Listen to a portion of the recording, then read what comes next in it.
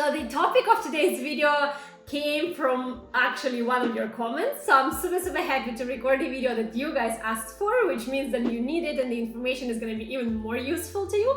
So I am encouraging you to leave more comments like that, and if there are any particular topics that you would like me to record a video about, make sure to let me know.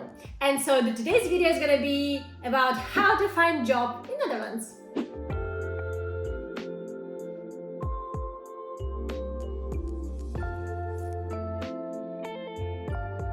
A disclaimer before we start this video: I am not qualified HR specialist, I am not a recruiter, so all the tips that I'm gonna share are just coming from my personal experience. At some point I did relocate to Warsaw by myself, and I was looking for a job, so using all them type of similar steps that I'm gonna share with you today. So I am not, once again, qualified person to give you this advice, but I think these tips are quite common, and I am very confident that they might also help you if you actually apply them too. So let's get back to the video now. The first step would probably be quite an obvious one, and it's not really specific for Netherlands, but it's actually applicable to any country you are going to look for a job in, and this is the research of a job market. So what I mean by that is you need to make sure that the industry you're interested to work in and also the type of a specific job that you're looking for is available at the country that you are wanting to get a job in, and also that you are qualified enough to meet the requirements of that specific country, company, etc. to get a job. So generally the Dutch market offers quite a variety of jobs, and the economy is very strong, especially across the Europe is one of the strongest job market offerings, in my opinion, once again. So in terms of areas that I think you are quite likely to find a job in Netherlands, there definitely would be IT, all the type of startups. It's the country offers even a special visa program for the entrepreneurs who come here with their startup. So it's like, it's the place to be if you're IT and engineering type of guy or girl. Also definitely healthcare, also definitely some logistics and planning. So that's the company actually we came to work for. Well, our industry was the beauty industry, but we were working for a logistics department. We is me and other people who came relocated to our headquarters. Also definitely financial services, so you would have lots of different companies, banks, etc., where you could definitely find a job related to that. And apparently it's also a place to find for creative and media type of jobs, because Amsterdam is really vibrant and really kind of full of everything happening in the city. So it seems that you could easily find a job in that sector too. I'm not related to that, apart from my social media. First, I wouldn't really know, but it does sound really reasonable to have this type of job offers here too. Also quite a remark, I think when Brexit happened, quite few companies moved their headquarters from London to here as well, which added even more extra opportunities and possibilities for everyone around. So I am sure you're gonna find your match too. Hello, my name is Julia. Welcome back to my channel. To those who are new here, I am Ukrainian expat living in Amsterdam, expecting a baby girl.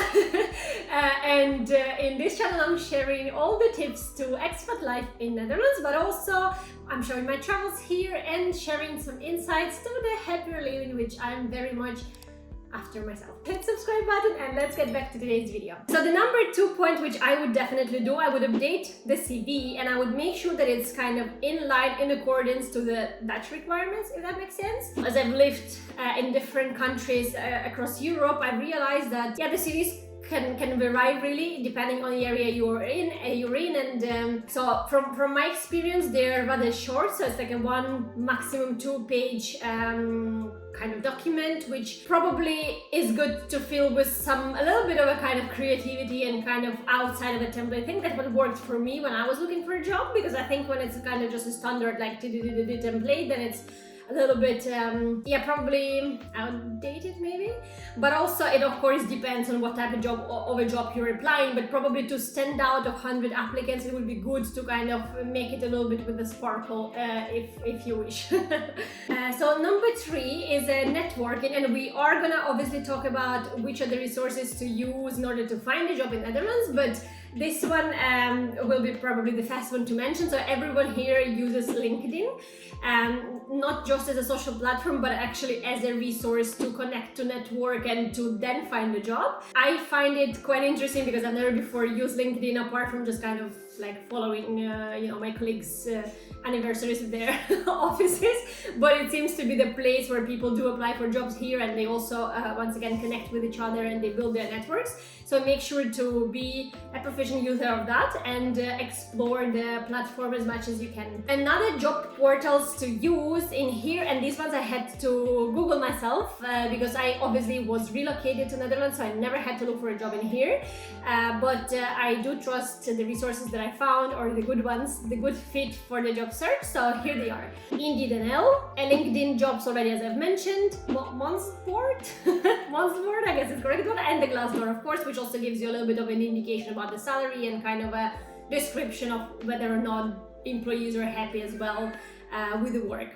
Also as a number 5, but it's not an obligatory kind of a no misstep of course, but you could also use the agencies that would help you find your desired employer, and for the companies they would find an employee. And those are the recruitment agencies, and I think there are really many in here to look for. So just go ahead and give it a try in case you struggle for a while to succeed yourself in finding a job opportunity. Another point here would be, and this one actually I heard from some other YouTube video as well, so thanks for that to the person who made the video. This is the career coaching that they offer here, so I am gonna share the link to the website in the comments. Where could you find this career coaching? So these are the 5 free sessions they are offering to everyone who lives in Netherlands and currently is unemployed. You might need to see if there are any other requirements. And I found it really interesting, and I'm actually considering now taking that myself because I think that gives you a perspective on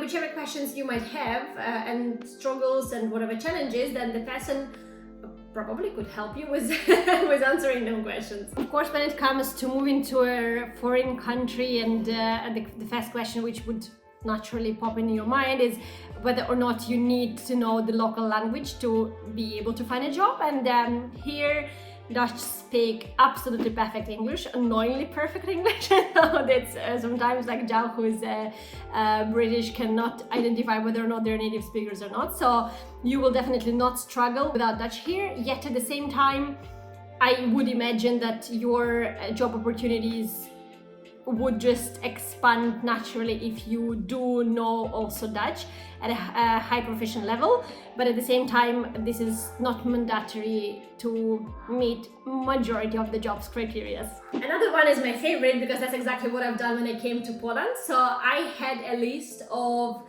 the desired companies I wanted to apply, and the way I've built that list, so when I was coming from Ukraine I definitely knew what I don't want to do. So I didn't want to work in a bank as I did before in Ukraine. I wanted to work for a corporation like Procter & Gamble, or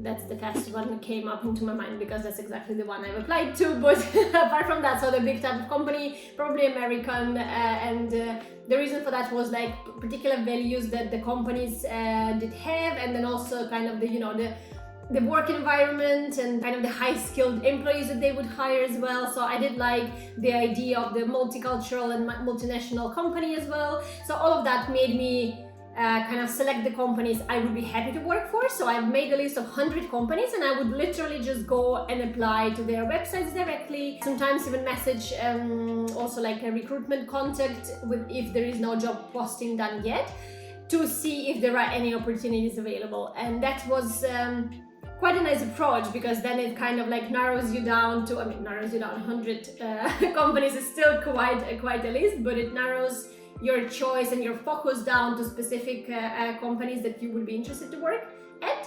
And that also helps you research a little more about them. And once you do get an interview, then you are quite prepared to answer the question, what is it that you like about our company and why would you like to work specifically for us? So another point would be once you secure your job offer, because obviously I'm skipping now the part of all the kind of interviews and everything, so hopefully the previous steps did help you to find a job. And then once you secured your offer, and if you're living outside of Netherlands, you would need to figure out your relocation kind of logistics. And it's very convenient, like it was in my case, when company helps you relocate and they arrange everything for you, then it's really like proper stressless move.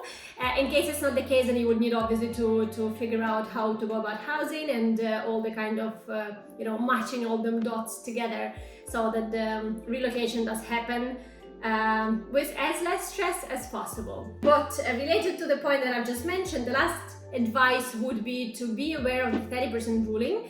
So we were once again not applying ourselves for that ruling because the company did it on our behalf, but the one thing that I didn't know, because we were filling the questionnaire, is that to be able to apply for the 30% ruling, you firstly obviously need to meet the criteria of the minimum wage, which you can Google and see what it is for the 2023. But if you do qualify for it with a wage, you need to make sure that you're outside of Netherlands for a certain period of time. In other words, if you did already come to Netherlands and you're applying for a job in here, you will not be qualified for the 30% ruling. I believe this is the case. Make sure to double check it still, but I would recommend to, if especially you're a high school employee, I would recommend to be looking for a job from abroad, and probably there would be a way to still come here without registering, get an interview, etc., and then somehow apply. I'm not sure, but make sure to research it before you do relocate, because then it obviously impacts quite a lot of your income, or actually impacts the tax, which is then less that you pay out of your salary. Okay guys, so I hope this video was very helpful. And I do hope that whoever is looking for a job in Netherlands will succeed in finding one. And in my next video, what I wanted to share is how to succeed within a corporation. So I've built quite a career, and I went from like the lowest salary to quite a high salary as well myself within the same corporation. So I wanted to share my learnings and my tips on how to grow within the corporation, how to get promoted, how to get your salary increase, and how to get the roles and positions that you're dreaming of. Thank you so much for watching this video. I am very glad to answer any questions you might have, and if there are any other tips or you find some other things that are working for you when you are in a job search in Netherlands, please do share in comments so others can also see, and I see you next week.